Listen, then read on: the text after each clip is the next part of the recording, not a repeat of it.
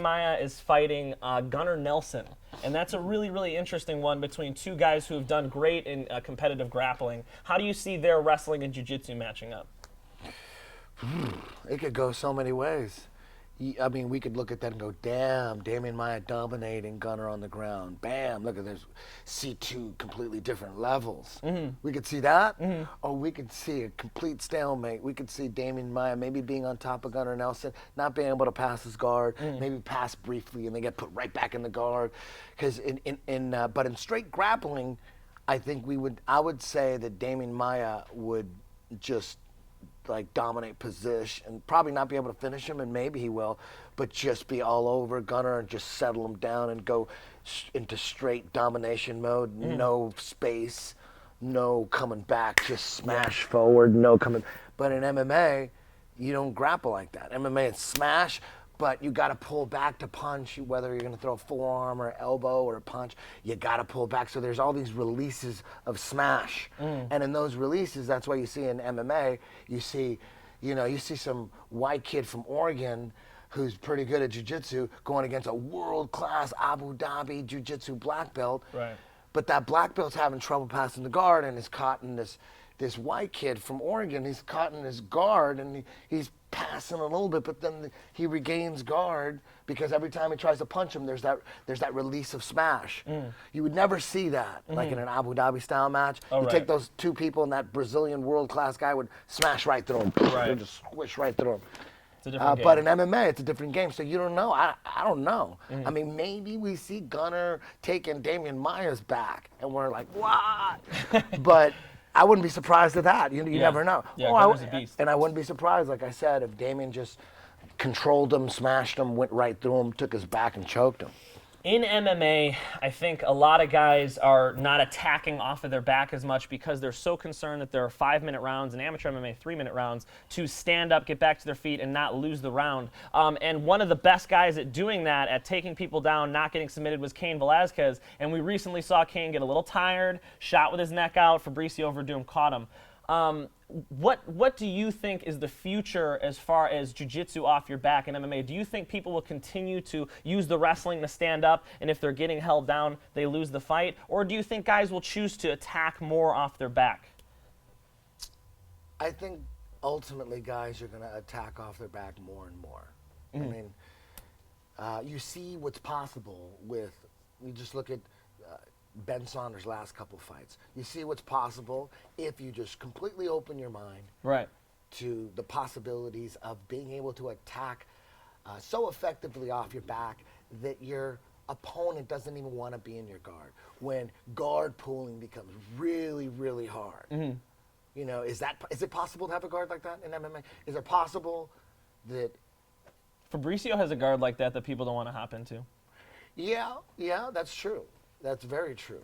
And the same thing with Ben Saunders. You really want to go in there? Yeah, and get omoplata. You know what I mean? At this point, I think Kenny Robertson, his last fight, I think he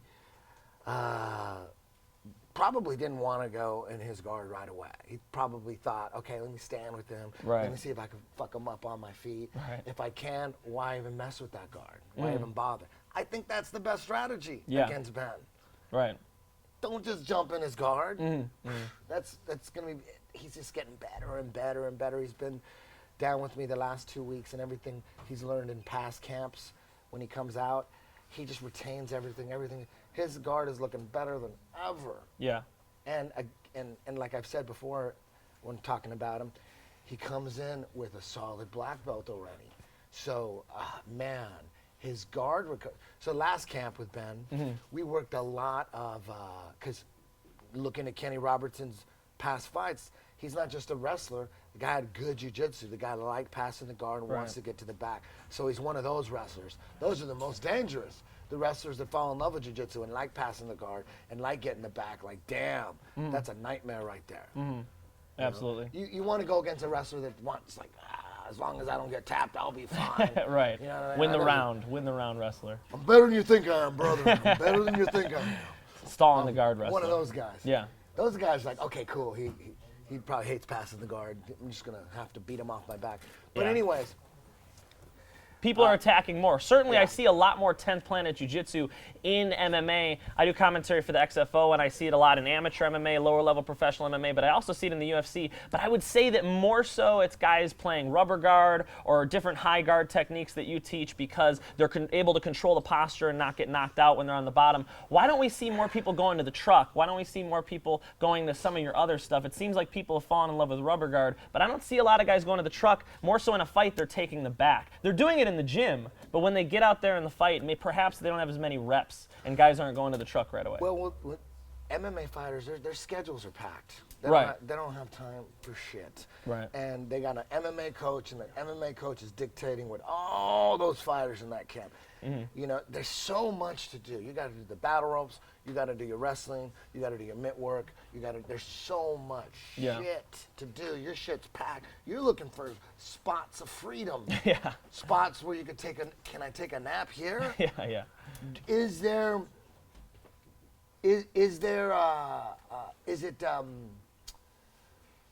necessary to set some time apart where I'm going to develop new jiu-jitsu game? You have to set that time apart. Yes. Because you could want it all you want.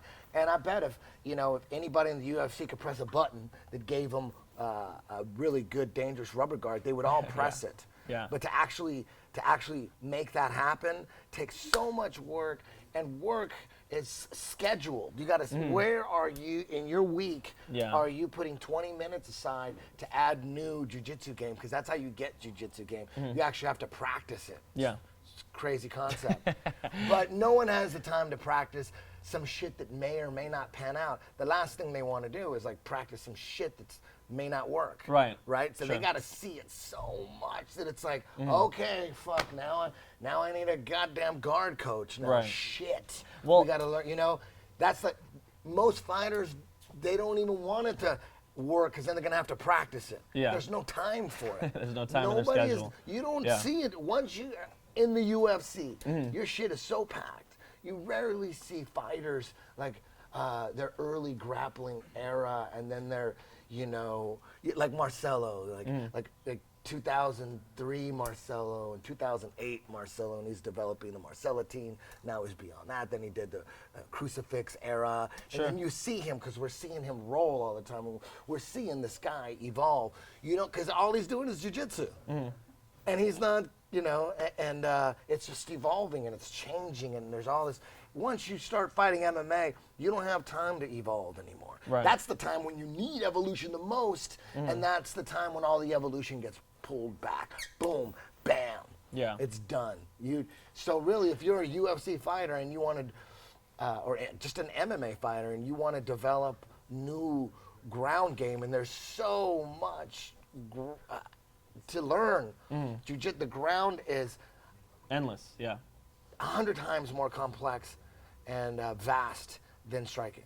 Striking is pretty much all done, although there's a lot to work on. And Well, I was about to say, I think that MMA striking has evolved more so in that we're seeing like karate and taekwondo and capoeira techniques. There weren't, back in when Chuck Liddell was fighting, nobody was throwing wheel kicks and all these, like, you never saw Conor McGregor essentially. Obviously, when you're on bottom in MMA and the judges see it, you could potentially be losing in some judges' eyes. Unfortunately, they're not all as educated as you and I are on jiu-jitsu. So they see the guy on top, lands a couple elbows. Yeah, there was an omoplata attempt and an armbar attempt, but he got out past a half guard. The guy tends to win the round. You know what I mean? So do guys need to play more lockdown? What do MMA fighters sort of need to do beyond rubber guard?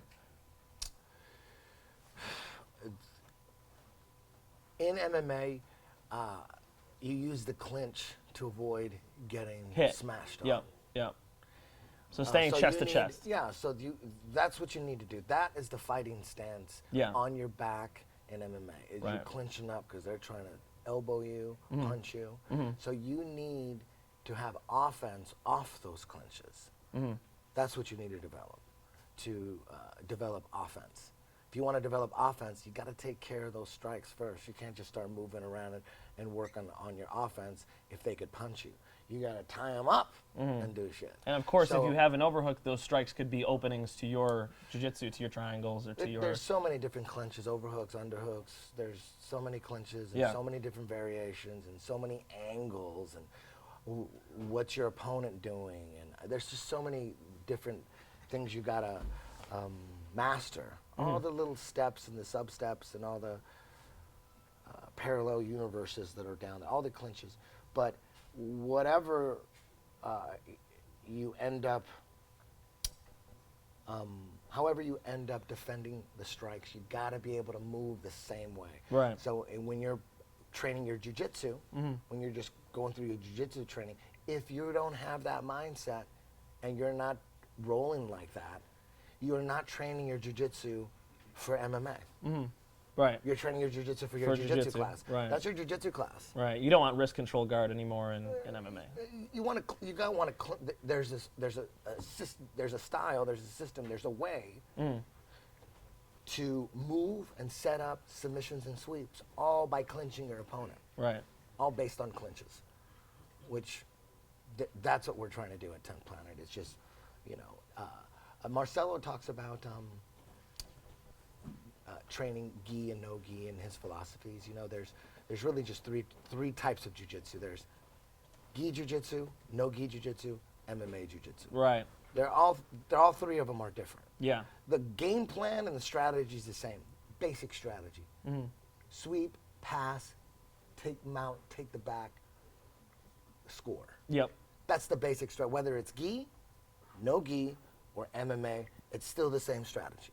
But when Marcelo talks about gi versus no gi, not MMA, he's not talking about that. He's talking about no gi and gi.